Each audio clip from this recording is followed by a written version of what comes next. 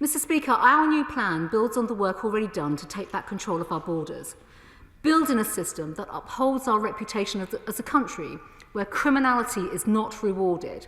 This plan marks a step change in our approach as we toughen our stance to deter illegal entry and the criminals that endanger life by enabling it. Many illegal arrivals have travelled through a safe country like France to get to the UK, where they could and should have claimed asylum. We must act to reduce the pull factors of our system and disincentivise illegal entry. For the first time, whether people enter the UK legally or illegally will have an impact on how their asylum claim progresses and on their status in the UK if that claim is successful. We will deem their claim as inadmissible and make every effort to remove those who enter the UK legally having travelled through a safe country first, in which they could and should have claimed asylum.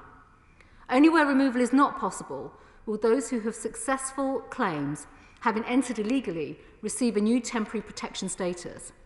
This is not an automatic right to settle. They will be regularly reassessed for removal and will include limited access to benefits and limited family reunion rights. There is so much wrong with these proposals that distilling it into 2 minutes is impossible, Mr. Speaker.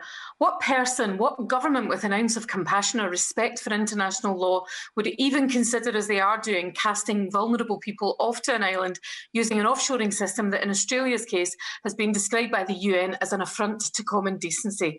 Who, with any regard to the rule of law, would limit the right to appeal?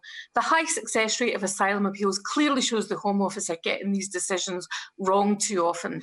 The Home Secretary should be ashamed to make this statement today, Mr. Speaker. There is nothing pretty about this. It's ugly dog whistle politics, and I can tell her that the SNP wants no part in it.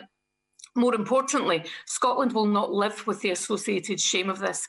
Scotland recognises its international and moral obligations, but we also recognise that we're prevented by the UK government from living up to them. Firstly, Mr. Speaker, I will refer the Honourable Lady to my statement, and if she reads it and had even bothered to listen to it, she would have heard a compelling case for stopping people trafficking, stopping illegal migration and creating safe and legal routes, something I would have thought she would warmly welcome.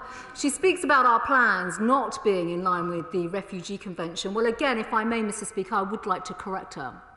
Our new plan for immigration is in line with our international obligations, including the Refugee Convention, and she will also know that the Refugee Convention does allow for differentiated treatment, where, for example, she can shake her head, but perhaps she'd like to listen, refugees have not come directly from a country of persecution.